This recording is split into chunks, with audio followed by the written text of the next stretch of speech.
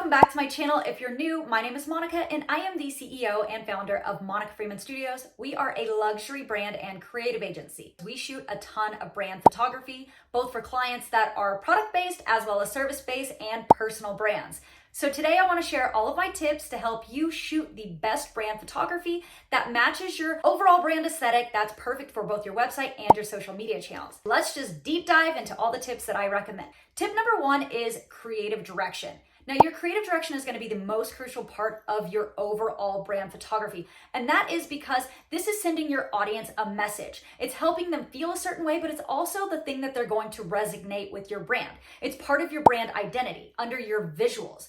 So you want to make sure, just like your logo matches your brand aesthetic and your type suite and your color Pantones and everything else matches your brand, you want to make sure that your photography matches your branding, because this is going to be something that you're going to use in your marketing brochures, in your marketing materials, as well as on your website and across all of your social media platforms. So you have to keep in mind when you're choosing your creative direction, this is also how you want your brand to be perceived. Now, in order to find the right brand representation for yourself, if you're new to this, you can do a little bit of market research in Google to see what other brands are doing and then get an idea of how you want your brand to be perceived. If you already know how you want your brand to be perceived, then you can hop onto social media. I like to use Pinterest and find inspiration shots that match that messaging that you're trying to achieve.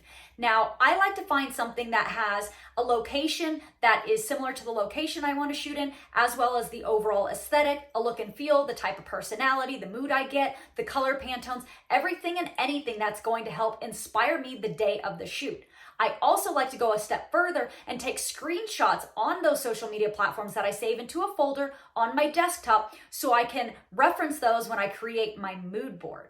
Creating a mood board is tip number two. Now, when you create a mood board, you should already have all of those icons saved because you just saved them from your creative inspiration, which makes creating a mood board super easy. You can create a mood board in Illustrator, Photoshop, or for the sake of this video, we're going to create a mood board in Canva because it's absolutely free and you can create a mood board with me right now. I'm going to just open up this folder on my desktop and drag and drop all these images into my Canva template so that I can put together a mood board for the photo shoot. This photo shoot is very important because this is how I want people to perceive me. So I want to make sure that this mood board is so clear that I remember what my vision was when I reference it the day of the shoot, but also because I'm going to actually send this to my talent and my crew before the shoot so that we can all be consistent and cohesive the day of the shoot and know what we're aiming to achieve that day. Once you have your mood board, tip number three is scouting locations. Whether that is on location, outdoor somewhere, or finding a studio that matches your overall look and feel for your brand aesthetic.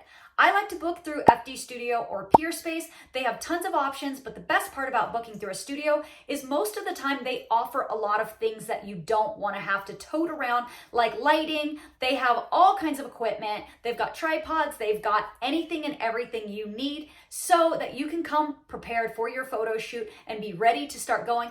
But I also like to shoot in a studio because it's easier to find studios that have decor pieces that match your overall brand look, like color Pantones and just kind of that feel. You have access to controlled lighting when you're shooting in a studio, and you really do want that when you're showing up on a website or on social media platforms, depending upon what your aesthetic is for your brand and what your brand messaging is.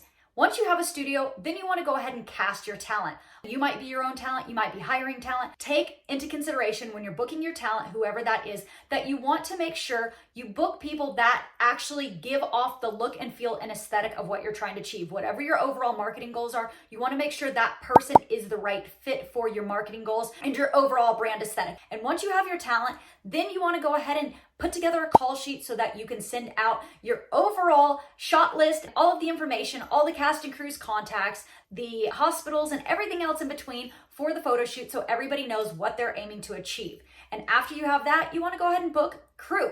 Most of the time we already have crew on hand that we use for multiple photo shoots, but if you don't, you want to make sure when you are booking your crew that you pick the right people for your set. You want to have the right videographer who knows how to shoot the kind of content that you're aiming to achieve, as well as the right photographer who's going to shoot the right kind of photography for you. You don't want to hire a wedding photographer for a lifestyle shoot or for a product-based brand shoot. You want to make sure you're hiring the right photographer, as well as the right project manager, the right assistants, the right makeup artists, the right wardrobe stylist, and everything in between. It's very crucial, especially when you want to show up as a specific thing in the market, whatever that niche is. You want to make sure you have the right people equipped for that photo shoot. Now, my next tip is to make sure that you are creating an ambiance. You want to make sure everybody is feeling welcome on the set. So that means that they need to have a certain kind of mood. Come with a playlist and get everybody excited to shoot. You want to make sure you have books for people to read that are in holding, or magazines. You want to make sure that the environment is like controlled temperature. You just want to make sure everybody comes equipped.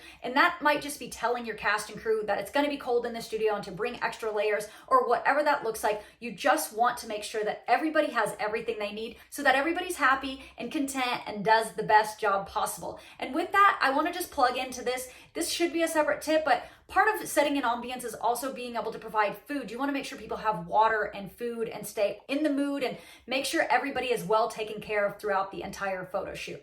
Now, my last tip is to make sure that you film behind the scenes. It is absolutely crucial to film behind the scenes because you never know when and where you will want to use this footage. For instance, you may want to shoot B-roll footage that you can use on your website, or you may want to shoot behind the scenes footage that you can repurpose later and use as a real TikTok video or YouTube short. So make sure that you're constantly filming both landscape and portrait videos behind the scenes so that you do not have to create content later, and this alleviates one step of your overall branding process. I hope these tips helped inspire you to create your own brand photography and start shooting today. Thank you so much for tuning into my channel. Please like and subscribe for more videos like this. I will see you next time.